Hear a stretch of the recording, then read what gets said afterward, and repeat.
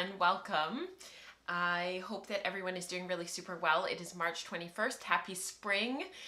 Welcome to a new season and a new time in the calendar year, whether you're going into the fall or for us in the Northern Hemisphere, we're going into the spring. So happy new season wherever you are.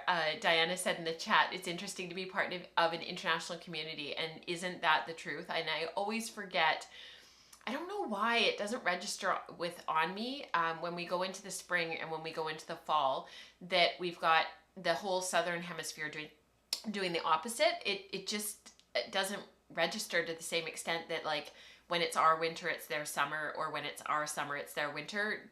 That registers with me. It feels very opposite. So anyhow, happy new season to everyone. Greetings to everybody. It's so good to see you. Thank you for being here. Yes, Diana was mentioning in the chat that when Rebecca's here, she's going to get to see the cherry blossoms, and I hope that they're in their full glory this week, because sometimes they are a little bit delayed, or sometimes they're a little bit early. Anyways, hopefully she'll get a chance to see that. So yes, Rebecca is coming. She will be here this weekend. Hopefully we will get a little bit of recording done while she is here to be able to sort of do a little something. And that will hopefully go into the next podcast episode, because she's not actually here when there's a live, which is kind of too bad. But it's just the way the calendar falls, which is kind of a blessing in disguise, because while she's here, it is incredibly busy. We've got Fibers West on Friday and Saturday at the Cloverdale Agriplex. If you are in the area, please be sure to come. If you're there on the Friday, Rebecca and I will be just wandering around and looking at stuff, browsing, visiting with people. Please don't hesitate to come up and say hello. Please come and say hi. And then I will be teaching all day on Saturday alongside Diana. Twist will be teaching all about color. I will be teaching my unbraided workshop, and Rebecca's taking a workshop. She's going with Diana, so that's going to be really fun. And then on Sunday we head over to the island, to Vancouver Island, and Rebecca's got an obligation at the Anglican Church in downtown Victoria, and then we're going to drive up to Nanaimo and see Kelly. So it's just like a really packed few days, and we're really excited. So thank you so much to everybody. If you come up and say hello, like, it's so good to meet you and see you, and it's been a long time if I haven't seen some of you, so it'll be really good. Diana is going to be doing awesome. She's going to be doing a lecture on the Friday at 2:30, and it's called Spindles Galore, Making Yarn with a Fancy Stick. So at 2:30 on Friday. So hopefully we'll see you guys at the lecture, because I would love to go and see that. That would be really fun. I've seen it because we did it. She did that lecture for us at Guild, and it's really a lot of fun. And Diana is just, she's wonderful. So yes. So please come and say hello. That is what's on the docket for this week. So the last 2 weeks have been a wee bit nutty around here because the kids are on spring break. This is their second week of spring break. Last week, the kids had a soccer camp in the morning, and you know, it's amazing. It's 3 hours where they're at camp every morning, and thank goodness, other than the one day, Monday, we actually had great weather for them the whole week, which was incroyable. And they got to play in the warmth. It was really, it was a great week for them. But it's interesting because it's 3 hours. It's not that much time, and it gets whittled away. Like, you know, I had a physio appointment one day, and then there was some other stuff. It just gets whittled away, you know, and by the end of the week, I kind of looked back at the week and I was like, where did that time go? Like, what happened? And then for whatever reason, because it wasn't a week that we had like the kids are on spring break, right? So it wasn't like we had a week packed of like school related stuff where they have like tutoring and all of our regular stuff. But every single afternoon we had something, and I hate weeks like that where we have something in the morning, lunch, something in the afternoon. And by Friday, I literally punted. I was like, I'm done. I'm out. I have had enough. And because it was the last day of the camp, so for anybody who's local to this area of British Columbia, and actually even Washington, if you follow North American soccer, so North American football, not North American football, but football to the rest of the world, and North American soccer, Um, the Canadian Premier League is like one step below the Major League Soccer, so MLS. And the CPL, the Canadian Premier League, has been sort of making some shifts and some changes. And so Edmonton had a team that folded, and so they no longer have a CPL team. But Langley got a team. Random. So we've got awesome infrastructure to support a CPL team. And it's kind of like putting a CPL team in Hamilton, Ontario, which they have a CPL team. So same idea. So now we have a CPL team. It's Vancouver FC, which is kind of funny because they don't actually play in Vancouver. So because my kids play locally in the soccer association here, the kids got to meet the team. Because they were practicing on the next field over. And so we've seen them practicing. We've seen them around. They're super friendly. And they're obviously just on cloud nine, these guys. And they're super excited to be there. So anytime they have kids around them that are like, oh, look, it's a Vancouver player. Oh, look, it's an Eagle. Because we're the Vancouver FC Eagles. The kids are like, they stop and they sign stuff and they talk to the kids. So on Friday, a whole bunch of the kids, like a whole bunch of the players came over. It was kind of like off the cuff, like the coordinator of the whole thing was like kind of flying by the seat of her pants a little bit because it wasn't really planned.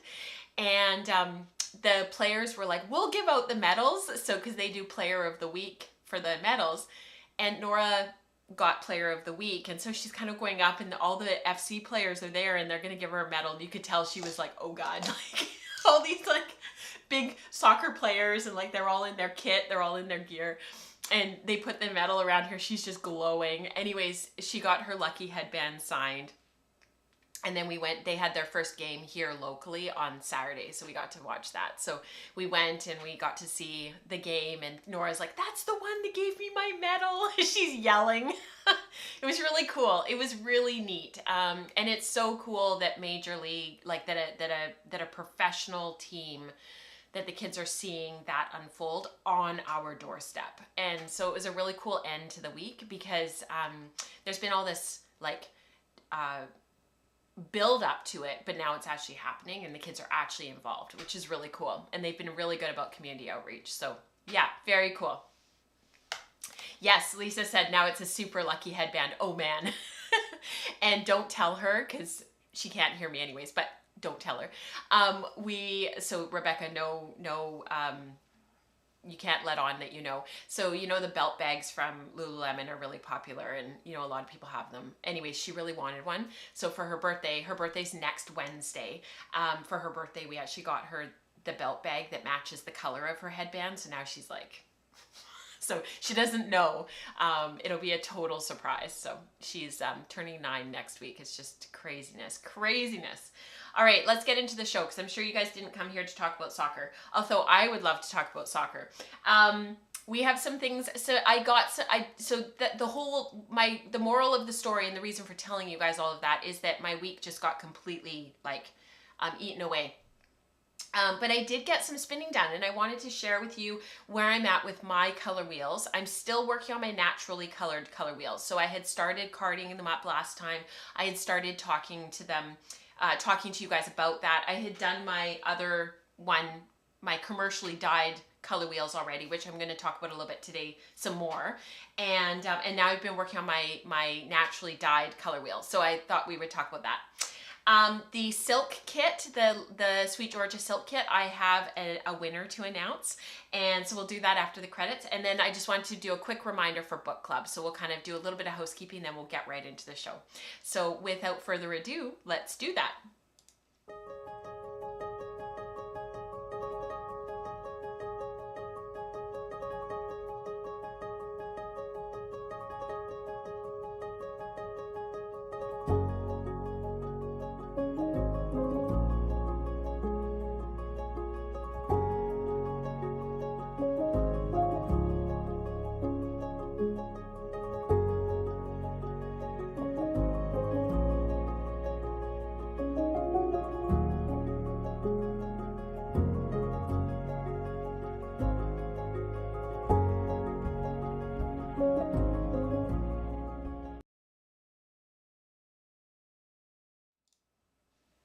So I am making a hot mess of everything over here. Sorry for the pause with the credits. All of a sudden everything fell. I was like, oh dear, oh gosh. All right, let's announce the winner of the silk kit. So I'm not going to open this up completely. Lisa was very kind when I announced this giveaway to post a photo of it in the Slack channel, but basically it's the silk kit, the luxury silk kit that goes with my Sweet Georgia School of Sweet Georgia workshop that was just released. The spinning silks. It's meant to be an introduction to sort of getting people started, getting you up and on your journey, and just giving you an opportunity to play with some fibers, start to learn how to do all of this stuff. And this is a double kit. So it's a double batch of everything, which is really, really exciting. So thank you to everybody who answered the survey. I had asked, it was a Survey Monkey that we did. I had asked everybody to just let me and Rebecca know, mostly me, what do you love the most about woolen spinning? What do you want to see the most? What drives you? What's the most exciting? What you love the most? And I really appreciated people's honesty. Several people wrote in the other, like they added on to their comments, like, you know, I can't really pick just one thing, but these are the things that I really value. This is why I keep coming back. I found that was really helpful. So thank you so much. The one thing that kind of won out over everything, it wasn't a competition because I really was just taking a pulse of everything, but the thing that really won out over everything was the live stream. That was by far and away where people get their sort of value from the show, which was really helpful because then it's sort of like, okay, like, you know, if that's what you guys are really wanting and here for, then this is the place that we gather, and that's wonderful. So the random number generator picked respondent number 54, and that was Tori. So Tori, I'm not exactly sure how to say your last name. I'm going to totally butcher it. Ganaier. So Tori Ganaier. I know exactly who you are. I'll message you on Slack. I just need your mailing address, and I'll get that in the mail for you probably next week. I need to give myself some grace this week. With everything that's going on this weekend. So if you could I will send you a message on Slack, and then you can let me know what your mailing address is. So congratulations to Tori, well done. All right, I'm gonna move this out of the way so that it doesn't get wrecked. I've been sort of hanging on to it and keeping it nearby for quite a number of weeks, and I'm always so worried about the integrity of the box before I put it in the mail. I just wanted to give a quick plug for book club. So book club is it's part of the Slack channel and part of the Slack community. We took a break through the month of March, and we are actually starting up again on Monday, March 27th. So that's coming up in like 5 days. The reason why we do it over Slack is because it's a great place for us to gather. It's under the channel #books. So if you're just navigating the Slack channel and you're just learning it, it's still on my list to make a how-to video for you guys, but Becca posts everything there around like what's upcoming, when the meetings are going to be, and then she also puts the Zoom link there for everyone. And then the recordings, audio only, are posted there afterwards until the next meeting kind of thing, so that if you missed a meeting and you're reading the book with us, you have an opportunity to go back and listen to what the discussion was to get ready for the next discussion kind of thing. And if you don't listen, that's totally fine. If you don't have time, that's totally fine. If you don't read the entire section of that part of the book, that's totally fine too. And if you want to just come and listen and be a part of it, that's totally fine too. Anyways, our next book is Kate Grenville's The Secret River. This won the Commonwealth Writers Prize for overall best book. It was shortlisted for a number of prizes and awards. In the back, actually, they added, because this is a newer copy, all of the awards that it's won. So these are all of the awards that it's won, and the awards that it was shortlisted for. So lots of stuff. And actually, I found it really helpful because I went ahead and went to the back of the book when I first got the book. And I read through what the author wrote, her own notes about the book. And that was really helpful to just ground me and get me started with the book. My mom had actually read this and gave me a whole diatribe about the book before I'd even received my copy, because I couldn't get it from the library. Our library doesn't have it, amazingly. my mom loved this book, and so she kind of waxed poetic at me for about 20 minutes about it, because my mom keeps a journal of all the books that she's read because she's such a bookworm. It's really helpful because everything that you ever want to know about in terms of fiction, she's read it and she has thoughts about it, so it's really helpful. Anyways, I'm about a third of the way through the first section that we're reading. So up until here, we're reading till the beginning of part 3, and I've read about a third of it. I am really enjoying this thus far. I got into it right away. I think part of the reason is that it starts in London at the turn of the 18th century. 19th century. So it's right at the beginning of the end of the 1700s, beginning of the 1800s. And it starts in very, very poor London. I grew up hearing stories about the poverty in particularly London, but also places like Manchester and Birmingham, because my dad was born and raised in London and in England. And there were, whenever him and his sister would get together, the stories and the talk between the two of them, reminiscing about stories that they had heard from their parents and grandparents, about the poverty and about witnessing that and growing up in that, because my grandparents were quite a bit older, because all 4 of my grandparents served in World War II, and on my dad's side, both of his parents were alive during World War I. And I'm sure that's similar to many people in our community. And because of them living in England at the time, there were a lot of stories about like previous relatives and all of that. So starting the book there was actually kind of cathartic. I was like, oh, this is so good. So this is our next book. I hope that you will join us. Everybody is welcome, and our book club is on Monday at 12 noon Pacific. UK and Europe will have changed their clocks by then, so it will be 8 p.m. GMT. So we'll be back to being on track with our, and not being off, because we've changed and you guys haven't, and so it'll all be back to normal. All right, so that is it. So that's books. And thank you for letting me wax poetic for a few minutes about that. I'm really enjoying it, and I hope that you will join us too. So, Year of Color, let's get into it. So what do we have coming up? We have a lot coming up. So March, everything is, most things have been released by now. There's been 2 episodes of The Wool Circle, which I'll talk about in just a minute. The second one was aired yesterday.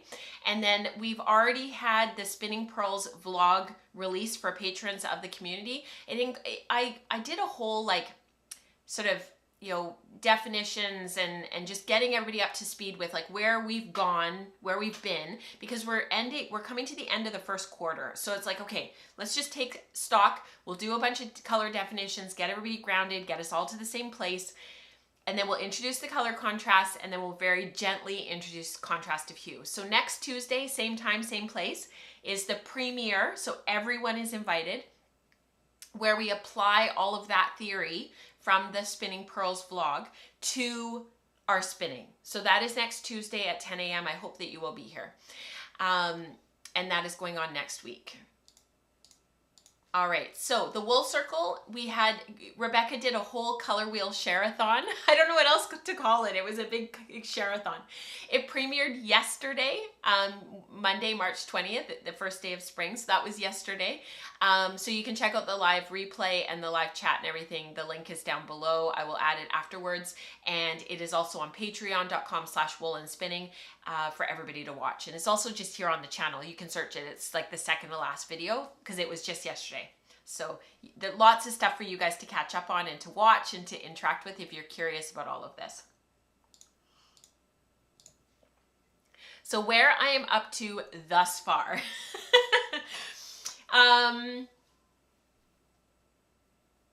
Yeah, totally, Diana. It's so crazy. Our library only has audio files, no books. Imagine that. It's so crazy.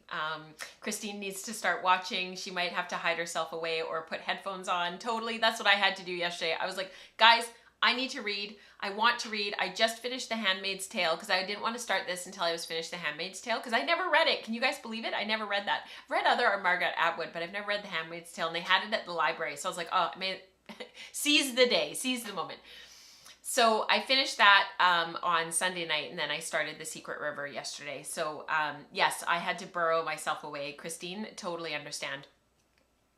So where I'm at thus far, and everything that fell before as the credits were running, was all of these samples that we talked about a lot of them last show, and then we talked about even more of them the show before. So if you're curious about all of these copious samples that I've been doing, please go back and watch previous episodes.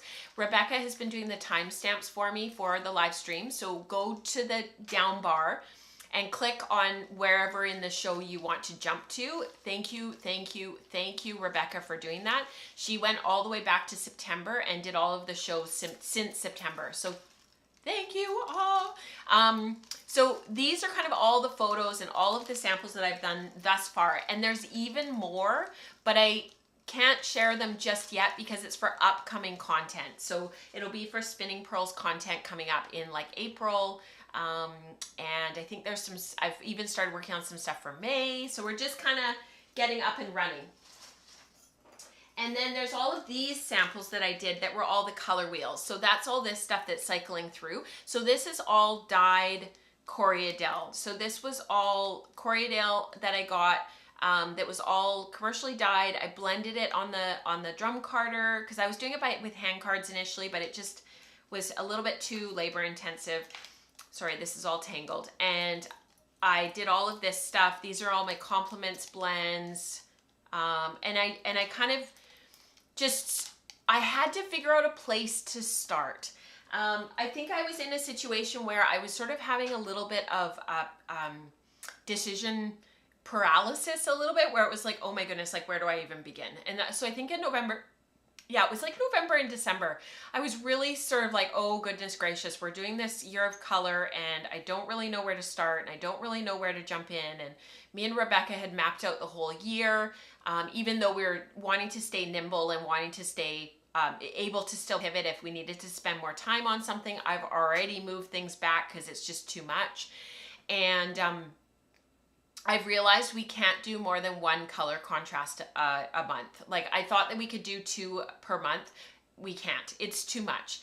It's too much for me. It's too much to absorb. It's too much content. It's too much. So, yeah, I kind of was like just totally and completely overwhelmed. And I think that was a symptom of other things that were going on as well that continue to go on, just with the amount of like schoolwork that the kids have, our extracurriculars, the amount of soccer that we have. Of course, I was mentioning that before, the credits, all that stuff.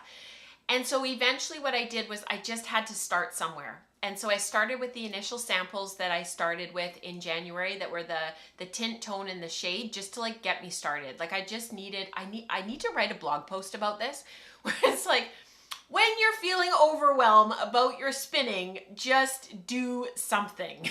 5 tips to get you going, like something like that. I need to like write a whole blog post. Oh, and I will get asked, because I always do, this is the Spark. Oh, now I'm going to say it wrong. Is it the Spark cardigan by Andrea Mowry? Yes, it's 100% hand spun. I was chilly before I started the show and I just grabbed it and threw it on.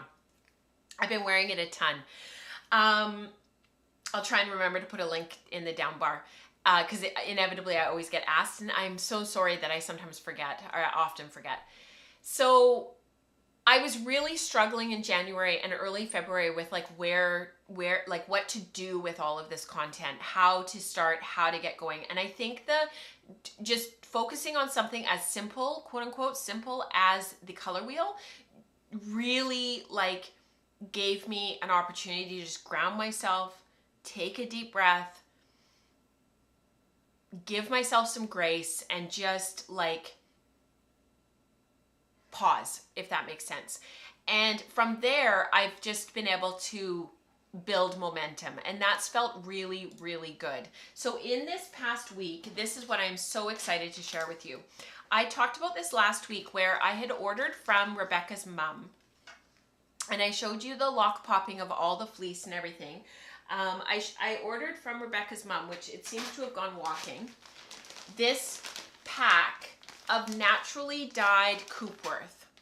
And there were 4 different fiber colors in here, and it gave you 2 different color wheels. So it gave you the RYB color wheel, which we'll talk about in a moment, and it also gave you a CYM color wheel, which is here.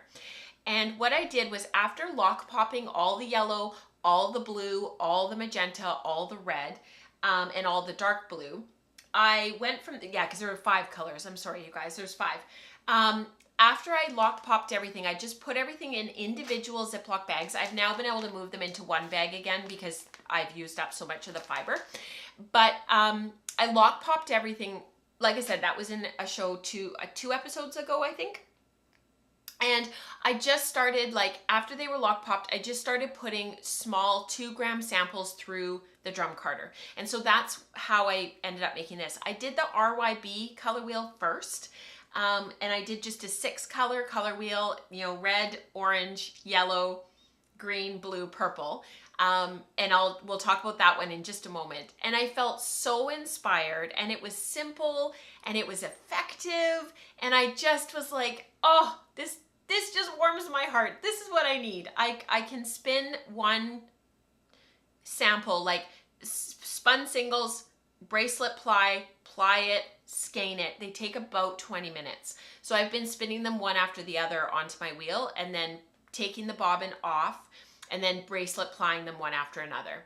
And I just take them from opposite sides of the color wheel so that there's enough contrast between the colors to know which one's next. So I would spin like an orange one, and then a blue one, and then a green one, and then a yellow one, and just back and forth like that, and kind of taking them randomly, like whichever one just speaks to me next that's enough contrast with the color prior. Because as you can see down below there, like that yellow and then the yellow-green, the tertiary, they're really close. But, you know, in that blue-green and the cyan, they're really close. So I didn't want to spin those ones back to back, right? So I threw in a red in between, kind of thing. So the colors that were included in here, the light blue was a Saxon blue indigo derivative. The red was lac. The pink is cochineal. The yellow is apple bark, which is beautiful. And the dark blue is indigo. So the dark blue, when I was lock popping it, it ended up all over my hands, typical indigo. So I did do that one last because I suspected that would be the case. The nice thing is it didn't damage my lock pop at all. It hasn't dyed left like dark blue on the cloth of the lock pop. It's totally fine. So that was good. So these are what is left thus far. I still have more plans. The one thing I will say, the yellow, because you're using it for both color wheels, the CYMK and the RYB, I wish that I had double the yellow. I wish I had thought of that. This is all Coopworth from Linda. She dyed the fleece and then just sent me the fleece. In the kit, I wish I had asked her for double yellow, because then I would have a look, because now I'm down to a quarter of what I have of the rest. So that's something I'm gonna have to think about now, because I don't have any Coopworth in my stash, so I can't dye up some more in a different yellow. And this is all I have left. So I'm not sure what I'm gonna do about that. But from there, I made this. So this is 12 colors. And as you can see, it's really subtle. The colors go across from that. So because the tertiaries are in there, you can see the second one in is the magenta, and then the cyan, the light blue, the Saxon blue derivative, indigo derivative, is sort of somewhere in the middle, and then the yellow was kind of over off to the side. And then you've got your secondaries, which is your green, your blue, your green, your purple, and your orange. And then you've got the tertiaries. So there's 6 tertiaries. And I guess I never really realized, I'll go to the big camera just so that I can talk to it a little bit more clearly. I never really realized that the colors that are my favorite colors are actually the tertiaries. I didn't know.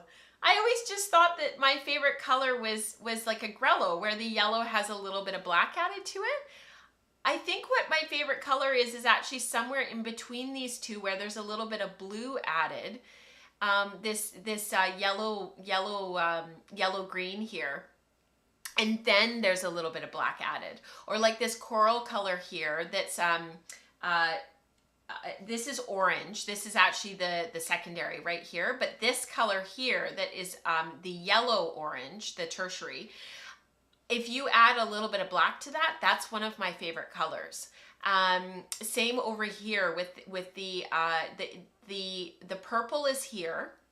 This is the blue purple and the red purple. And both of these, I actually really like them. I don't wear a lot of purple, but I do love both those colors. But again, with a little bit of black added to them. So maybe like 0.2, like 25% black added, or maybe even only like 12.5%, just a little bit to just take some of the intensity out of it. And then the other thing that I really noticed was how these are the primaries right here. So it's this one, the magenta, the yellow, and the sort of cyan, the light blue, indigo derivative, Saxon blue. They're really saturated, like they're sort of full saturation, quote unquote, and with different natural dyes, different depth of shade and different shades and stuff, you'd have totally different results.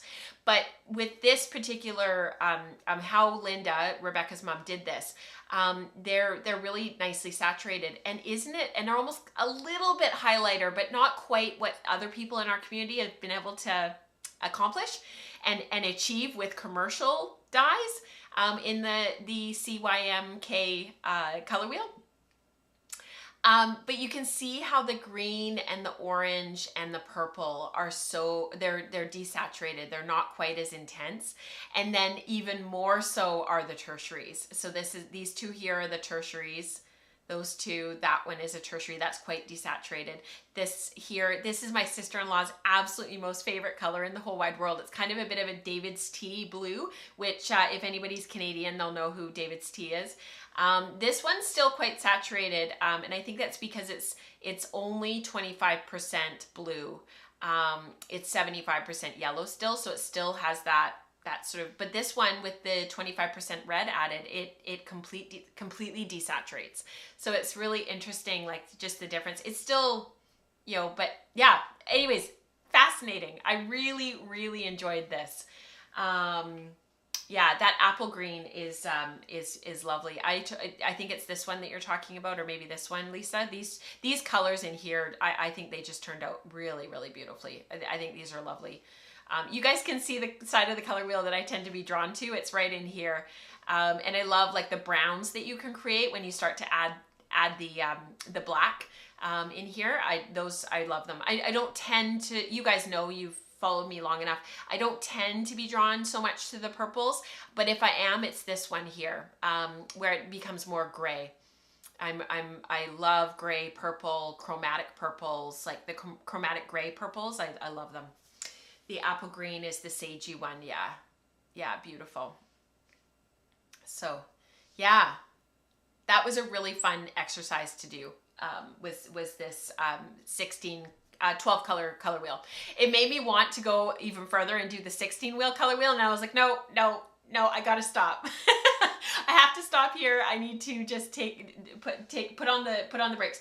The other thing I will notice, or I will comment on, is if you guys can see here, I don't want to take these out because I set it all up to chat about next, but if you notice with the 6 color wheel, if we only do the purple, the green, and the orange in between the primaries, there isn't that, for me personally, I don't feel like there's that slightly more seamless transition of color.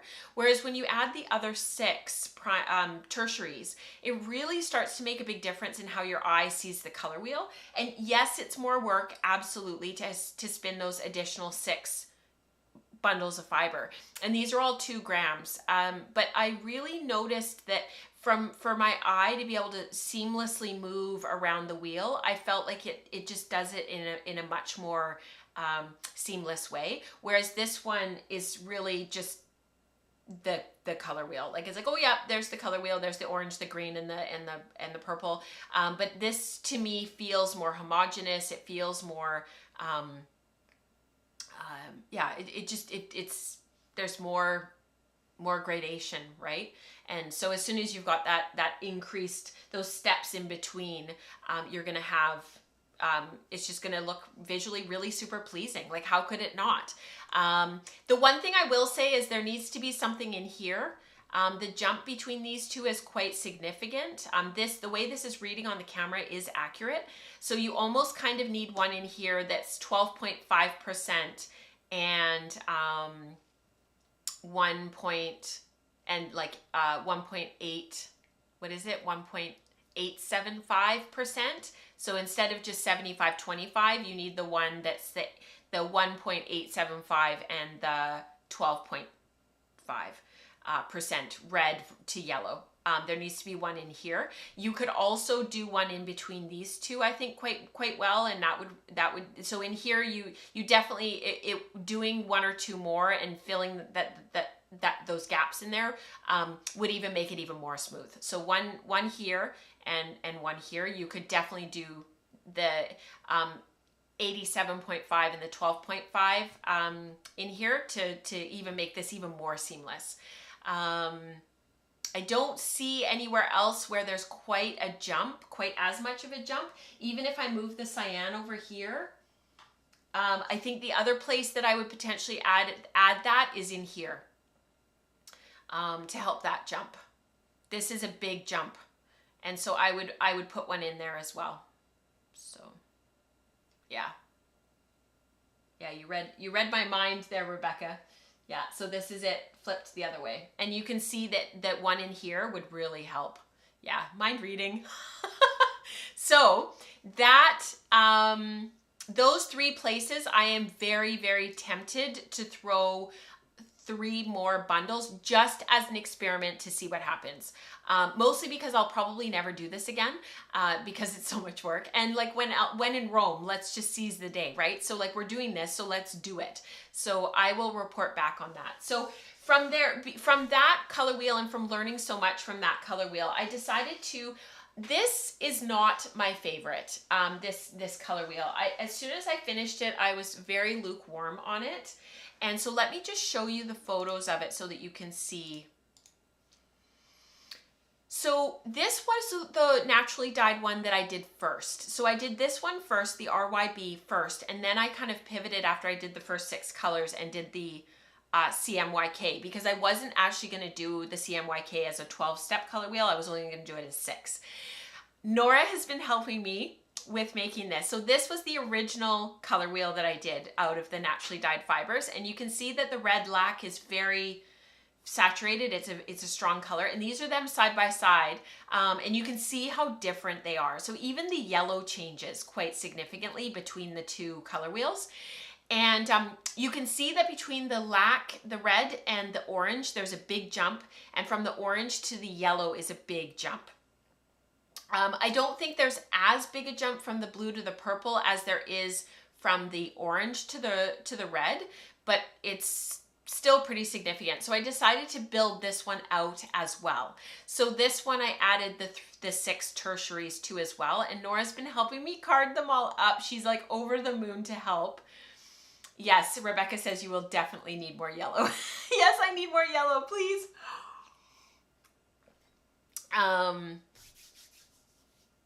Susan agrees. She said it was fun to know my favorite colors have a family, the secondaries and the tertiaries, right? It's so cool to kind of put in some of those knowledge gaps. Yeah. So what I did was,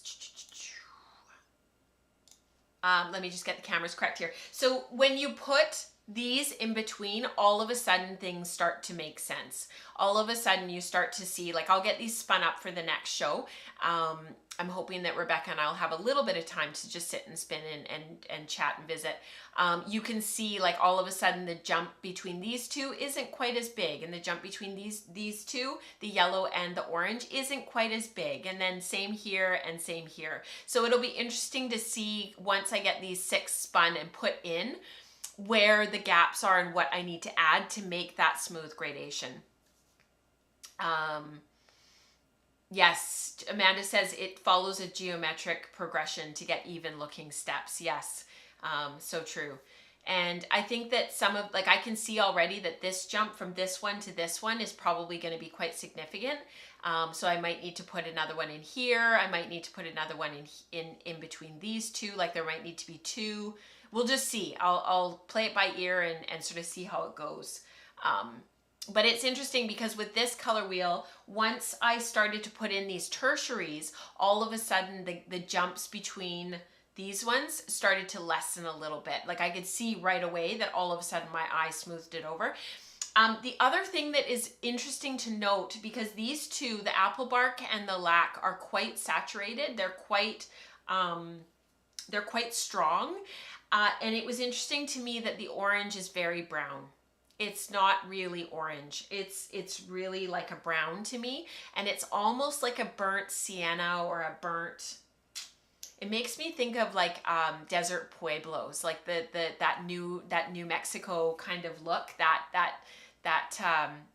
color that you get in nature. That's the the burnt sienna, the burnt pueblo. I'm probably using the wrong words, but it's not orange. It's definitely an optical mix of the lac and the apple bark, which is really interesting.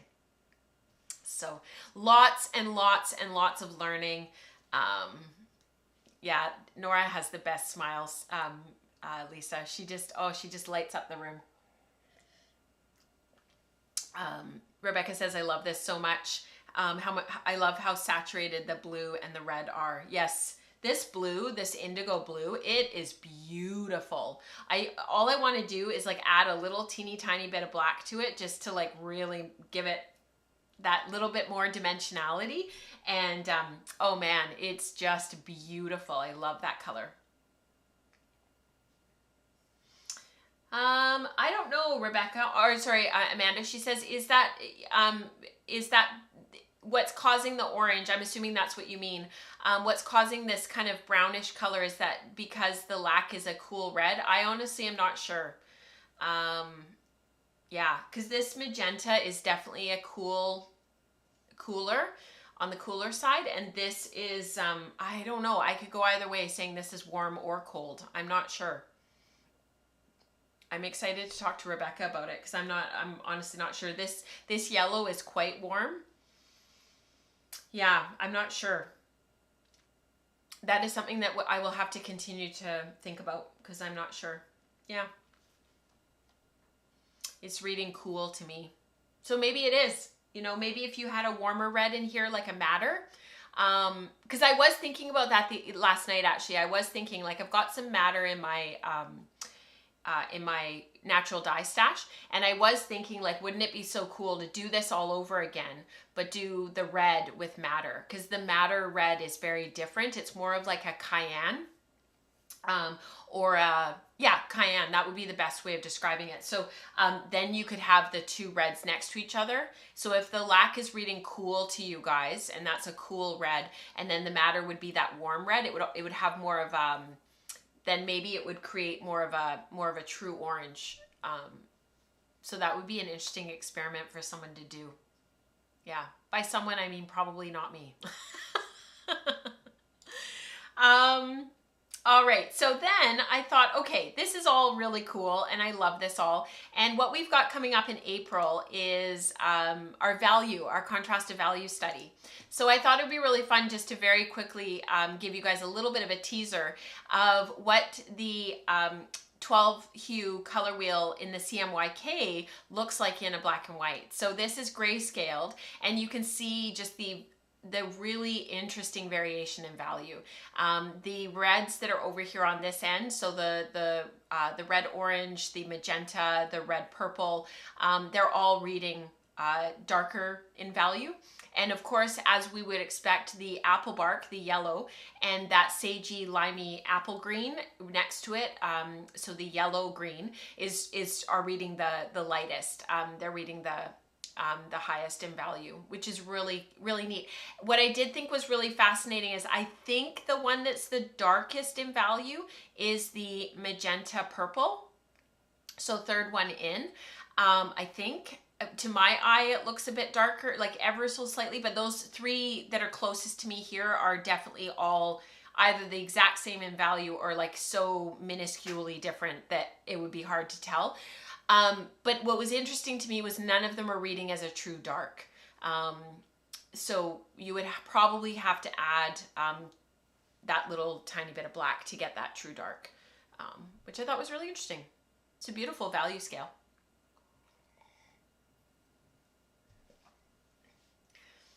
uh, Rebecca was saying it seems to make such a huge difference in her opinion whether the blue or the cyan or the red magenta is darker. So whichever one is darker, that seems to make a really big difference. Yeah, because here you guys can see the light blue, the cyan, and all of the colors bordering it. So the light blue green and the light blue purple, the tertiaries, all of those are reading medium, like still very high value, very light, but they're kind of medium if you were to turn this into its own value scale, which is really interesting. So I kind of want to change this photograph now that I've seen it and I've talked about it with you guys. I kind of want to change it around and put it into its own value scale, like actually put it in order, and then we could see the difference, because it's yeah, it's interesting seeing it this way. So that's my color stuff that's going on, and I've got more going on and more experiments and more experimentation to continue to work on, and thank you for letting me wax poetic about it here for so long. I really appreciate it. The other thing that I did work on, and I'm not gonna, this is all from last week, so you guys have seen all of this, but I just wanted to very quickly mention, I actually got a whole bunch of weaving done on this week, and the only reason why I did was I stare at it every day because my loom is right there, and I thought, you know, I'm going to sit down and just do one repeat. That's all I'm going to do. I'm just going to do one repeat of the M's and W's chart. So 1, 2, 3, 4, 1, 2, 3, 4, 3, 2, 3, 4, 3, 2, 1, 4, 3, 2, 1, 4, 3, 2, 1, 2, 3, 2, 1, 2, 3, 4. That's it. That's all I was going to do. I was like, I can do that. That I can do. And I'm like giving myself this little pep talk, and I'm like, I can do that. I'm gonna make a cup of tea. It's already steeped. I'm just gonna pour it. I'm gonna have it. I'll sip on it while I'm working on it. If I only throw a couple of picks and then I have a sip of tea and then I do a couple of picks, I'm just gonna sit there and do that chart repeat. Well, 6 chart repeats later and a new bobbin and another 6 chart repeats. I've actually done 30 inches on this now. So I need to weave to about 75 inches-ish. I would like it to be a tiny bit longer than my Jane Stafford overshot scarves, because they're 72 inches long plus 5 inches of fringe on either end, and that works really well. But if they were just a tiny bit longer, I could loop them around my neck a little bit looser and kind of have it more of like a pashmina kind of thing. And so I'm going to make this a little bit longer, just a few inches, just a little bit to give me some wiggle room, and then I'll twist the fringe on it, same as I did with my Jane Stafford scarves, because this Cormo is so fine. Touch wood and blue. I have not broken a warp thread yet. I haven't had to pull it really tight on my Ashford table loom. It's been really easy to tension and tension nicely.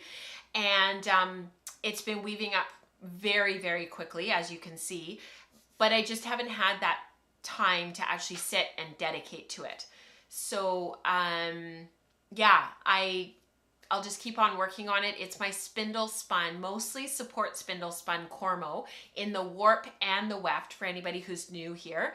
I support spindled it over the course of 2022. That was my project of the year, was to spindle spin a pound of Cormo and then weave it up into this stole. So this is it's just M's and W's, super, super simple. It's threaded M's and W's, and then it's woven Trompes red. So really, really intuitive, really easy. 21 picks per inch, 21 ends per inch. And the nice thing about weaving with wool is making me dizzy. The nice thing about weaving with wool is that it really is about placing your weft. So once you get a momentum going and you just, you place your weft, you beat, change, beat her back, throw your shuttle, beat, you're just placing your weft, change to lock it into place, beat her back. It's not fast. It's very rhythmic. It's on the table loom, so it's not going to be super fast where it's just, you're zipping along at, whatever with your treadles. It's a little bit more of a slow making process, a little bit more intentional, a little bit more almost kind of meditative in a way, because I do have to keep track of where I am in my chart. So yeah, I was able to whip off 15 inches of weaving yesterday. It was awesome. Well, yesterday was sort of the culmination of the 30 inches done total, but just sitting down once or twice and doing that and just sort of, I'm going to do a chart repeat. That's it. And then, 6 chart repeats later. Because it goes, once you get going, it's quick. I did wind a ton of bobbins. A lot of people talk about like, the ergonomics of weaving and making sure that you're getting up regularly and moving around and so on and so forth. But with this one, because my time has been steadily whittled away over the last few months, I'll sit down to do something and I'll be really in the moment, excited to work on X, Y, or Z. And then within 5 minutes, I'm being interrupted. I wound a ton of bobbins. So I'm down to my last 3, but it does mean when I need to change bobbins, I don't have to get up and go and wind another one. And that's been working really well with this project because I just haven't been able to find any momentum at all. So I'm sure that many of you have gone through phases in your life where you've just lacked that momentum. I would love to hear about it. How did you work through it? What did you think about? What were some of the things that helped you? Are you still in that place? I would love to hear about that. Because sometimes, honestly,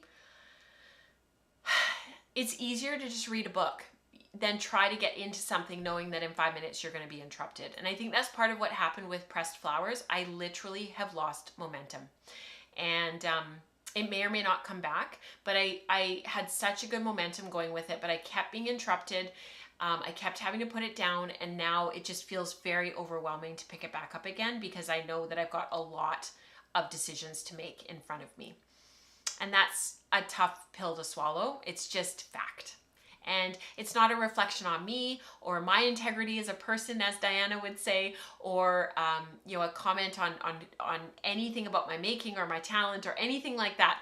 It's just fact. And I've just been trying to sit with that and think about that over the last few weeks of like, what does that mean and what does that look like long term? If I'm constantly being interrupted and I don't feel like I have the momentum or the motivation to really get into a big, deep project, what does that mean for me going forward? And those are some of the things that I've been thinking about and journaling about and chatting with others about. And I would love to hear your thoughts.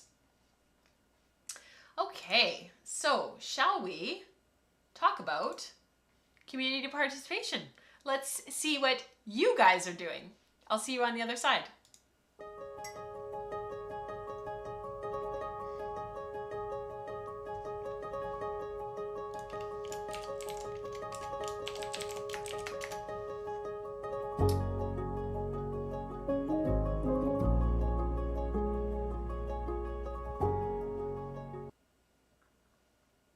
So I just realized I'm sitting here looking at all the tiles and all the stuff I have to click on in the streaming software, and I'm looking at it and the credits are playing and I'm like, Rebecca-talking Jeed. What's a Jeed? And then I realized it was from when I edited all of the wool circle stuff for yesterday.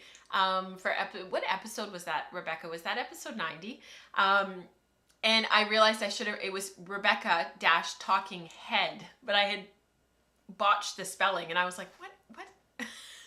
I should probably delete it. Anyhow, so we have so much going on in the community. It is always completely overwhelming to me when I look at some of this stuff, and it's so amazing. Even if I don't comment on your stuff and I don't necessarily have a chance to say anything, I see everything. And your work is just amazing, you guys. It is just absolutely beautiful.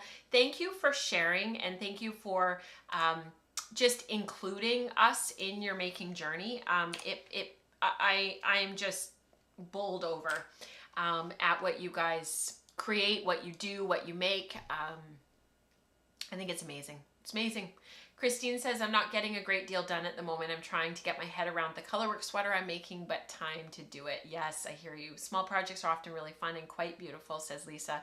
I agree. Actually, the smaller the project recently, the better. Like now I'm thinking 2 gram samples are too big. 5 grams were too big, so I went down to 2 grams. Now I'm like, maybe a gram would be enough. All right, so this is from Rebecca, and I had shared this last time with you guys, but actually the reason why I threw it in here again was I just wanted to share, same as last time, what the original kit looked like that her mom created. So this is what it looks like from Color Storms. Rebecca has posted the link in the last live chat. I don't know if she has access to it now, but this is the Coopworth. It's all dyed in the fleece. that Linda sent to me. So I sent her an email and I was like, can I have some? She's like, absolutely. And I sent her an e-transfer, and it was in the mail the next day. So thank you so much to Linda, and thank you, Rebecca, for providing this photo, because I never really took a photo of it. I don't know what I was thinking. I just kind of didn't. So miss on my part. So this is from Permanel, and I am sorry that it's kind of hard for me to know where to put myself. So I'm just going to pop myself a little smaller here, and then you guys can see what she's written. This was so fun. I saw this and my heart just sang. I thought, how cool. And you guys always bowl me over with what you come up with, what you think about, what you make. You just boggle my mind. Amazing. So seeing all the painted and spun color wheels made me think, I don't have fiber to spin a color wheel, but at work we have a big box of wool to felt. I want to work where you work, Pernille, if you have big boxes of felting wool. I want to come work where you work.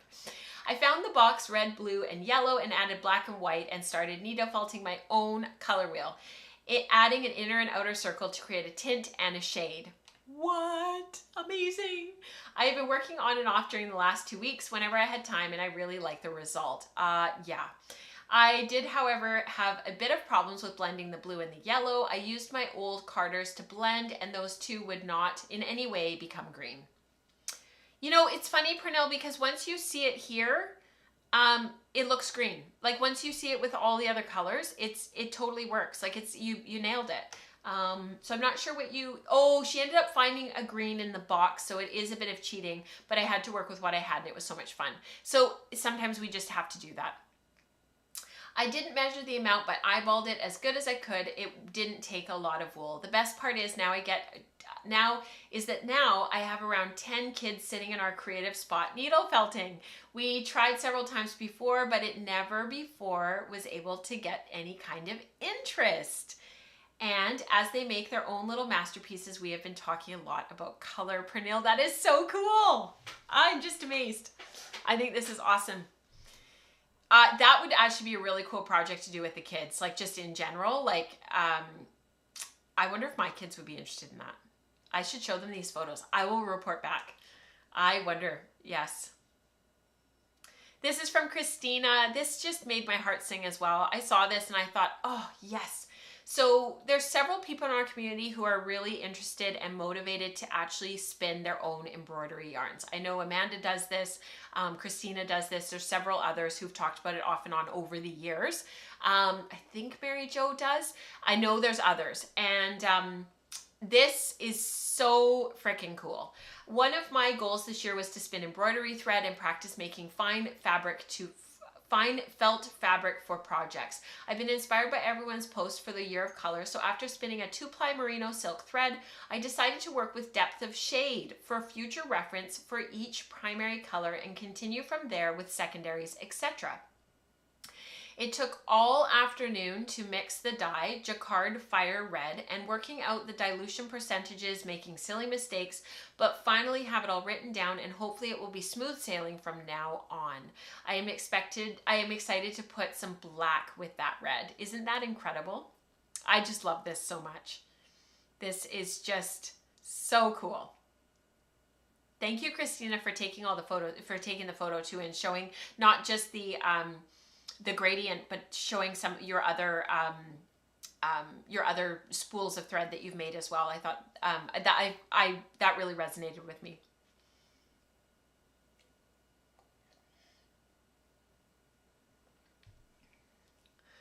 From Dion, I made more bats for my weaving project, and I'm playing with complementary colors, blue and orange. I'm loving these colors together, and I can't wait to use them as weft for this warp. So this project, I am so excited for Dion. So she's doing a stash down.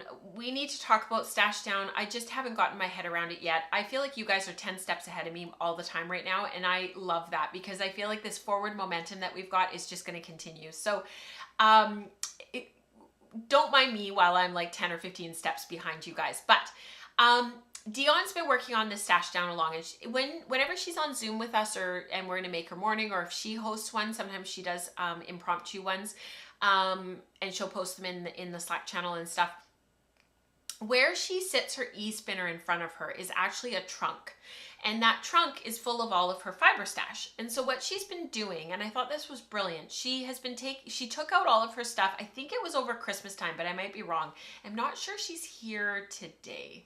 But she took out all of her fibers, and so every month she's been giving herself like spinning assignments to work through and to get some of her deep stash spun, kind of like what I've been doing and what I did last year. And I kind of fell off the wagon this year with doing it, but I've made a commitment to myself that for the second quarter of 2023, so from April until the end of June, I guess, I'm going to intentionally spin up some more of my stash. So what she did was she sort of ended up with all of her February stuff that she had spun, and all of a sudden she started dreaming about making some cloth for an eventual garment. And so she started putting fibers together and started putting like the yarns that she had spun together, and was like, maybe I'll put these two together and I'll use this for weft. And she had all these ideas.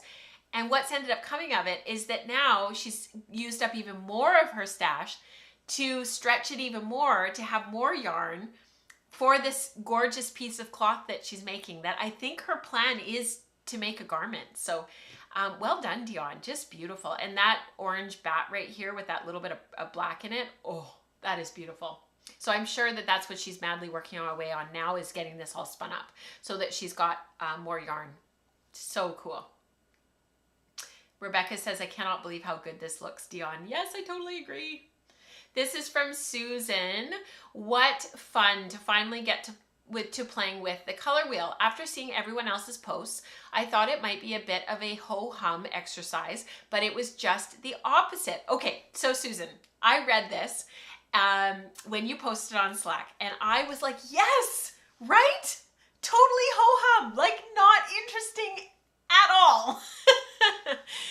And then I was like, well, I'm the organizer. I should probably do one color wheel. So I did, and now I'm like completely hooked. So I had the exact same experience. So much fun to see the colors emerging and having aha moments. My scarf and a recently knit sweater are both the CMY color wheel. So this was what she started with. And then this is what she ended up with. So I took art classes in high school and university, and I can't believe I never learned color theory. It's been an eye-opener putting color into an order I never knew existed. Favorite colors are all the tertiary CYMs. Who knew? Right? Ditto. Starting, rather than being restrictive, that's given me a starting off point that I can see now will help me be way more successful in my color choices. Looking forward to playing with the triadics and all the rest. Amazing, Susan. Thank you for sharing. And this is all of her results thus far. And so far she's been doing 6 color wheels, and I am sure that what we're going to see next is 12 hue color wheels from her. I am like totally, that's what Susan will be cranking out next. Same as me.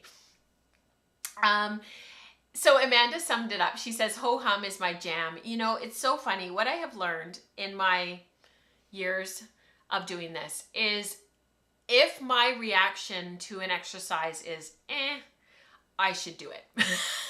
Because if it's, I'm going to learn a ton.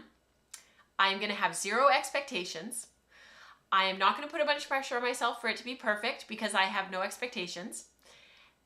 And there's something there that I need to learn that I don't know yet, which is why I saw it as being ho-hum in the first place. This is part of the journaling that I've been doing recently.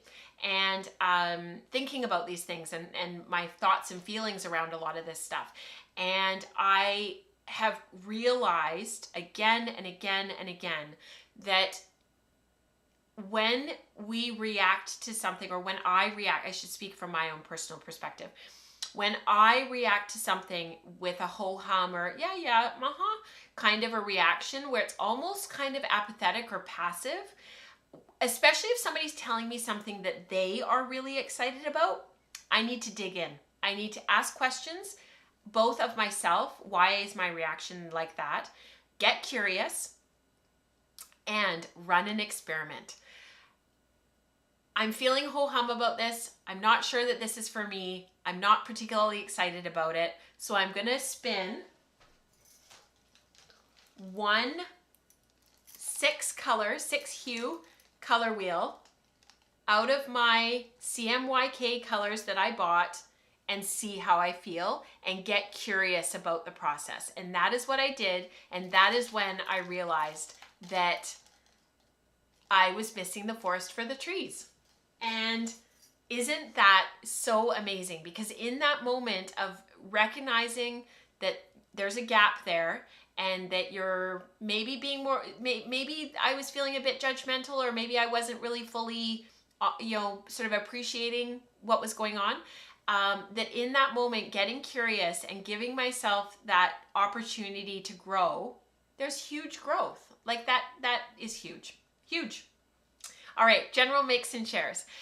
So this is sort of all the stuff that we have going on in the community, and just like all the general stuff that everybody is working on. I had to share this. Sam, you just make my heart sing. I just love you so much.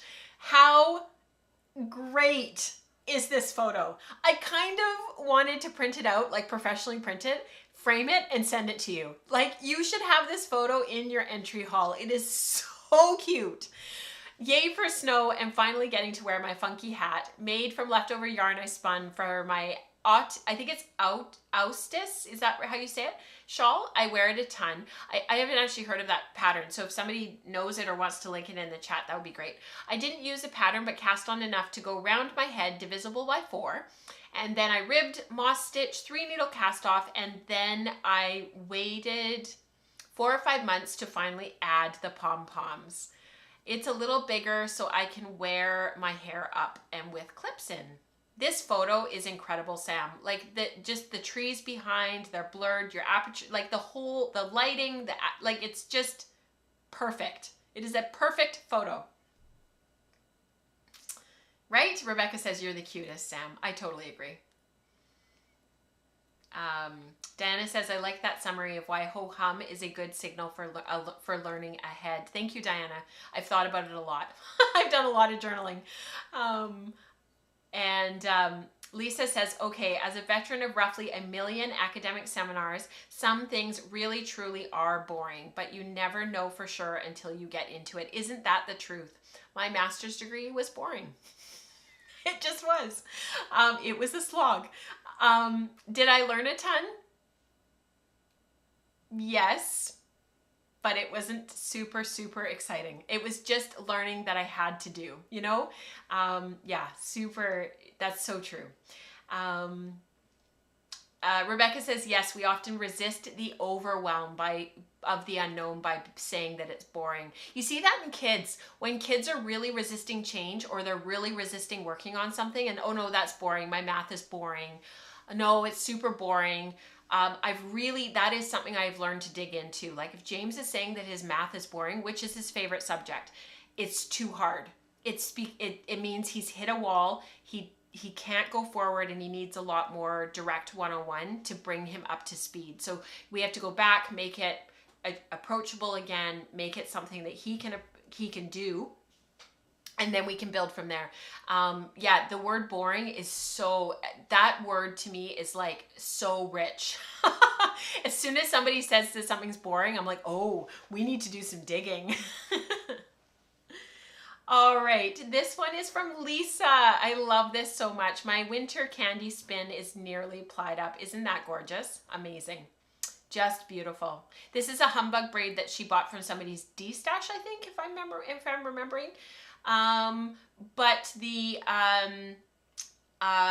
it's very John Arbin-ish, but she doesn't know like who actually made it, but it's got that feel to it. So yeah. This is from Sam as well, because I had to share this because like how could we not? Have you ever seen a tower of hand spun boucle before? Now you have. So I would just like us to take a moment to appreciate the sheer work that went into this. This is a year now, and I think I can call it done. It's around 1,400 yards of Romney Shetland and a local BFL with hand spun core, loops and binding. All 3 pieces that go into a boucle are hand spun. That is incredible. Now to wash it and start experimenting with color, to dye it all, I have in my mind a dark teal, but we shall see. This is actually for the sweater by Andrew Mowry. I think it's called Morning Mist or Misty Morning or something like that. You guys, this is a huge, huge amount of work, and well done, Sam. Like, just unbelievable. There's 1, 2, 3, 4, 5, 6, 7, 8, 9, 10, 11, 12, 13, 14, 15 skeins there that I can count. Maybe I'm wrong, but I think there's 15 in that pyramid of hand spun boucle. Do you know how much yarn it takes to make that loop, the looping boucle? Like, unbelievable. Amazing. So can we all just give Sam a round of applause, because this is a huge amount of work, and we need to celebrate her. Yeah, incredible, Sam. Big congrats. Wow, amazing. I'm obsessed with Sam's boucle. Sam, that is mind-blowing. Unbelievable. So this actually was a project that came out of a discussion between me and Leanne about that sweater. And Susan's Susan, you nailed it. She's like, was it boring to do? I love it. I love your guys' humor. We had a discussion in queries this time last year. It was probably even a bit earlier than that, like maybe a year and a bit ago, about spinning boucle and sampling for that sweater. And that was actually what I was originally going to use all of that Cormo for. And it wasn't the right yarn. It wasn't the right fiber, it wasn't a good match, and I abandoned ship. I still have that sweater in the back of my mind, but I know that Sam kept working on it, so well done, Sam. This is from Brittany. She's so cute. For nearly 3 years now, I've been working with a flock of Gotland crossbreeds. This wool is luxurious and full of magic. Honestly, I'm breathtaken each time I work with it. There's a video of Sierra, the shepherdess of the flock, wearing a sweater I knit her. Hold your horses, because we will get to the video in just a sec, because what shepherd has time to make one for themselves these days? Totally.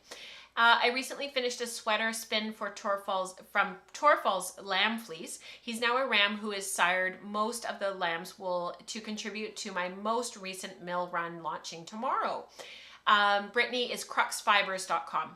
That great skein you see is a portion of each batch of yarn that was produced, and I ordered it all into a fade. There are 19 different shades here from 43 sheep, and oh boy, I can't wait to get it on my needles. Incredible. Anyways, I thought I'd come in and at least share what I've been up to, playing my part in ensuring that one farming family gets paid what they are worth. Thank you, Brittany. The struggle is real. And this is the sweater. Hang on, you guys. This is the shepherdess wearing her sweater. Isn't she cute? Amazing. And she's super happy. Look at her smile. Oh, so great. This is from Shauna.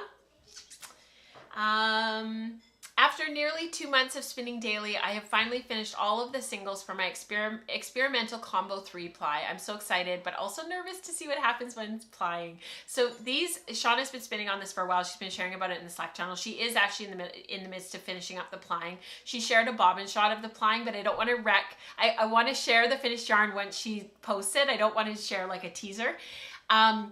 It's so interesting. When we're plying these combo spins, I don't like them. I don't like what they look like on the bobbin, and I don't like what they look like as they marl and twist together as they barber pull. I hate them.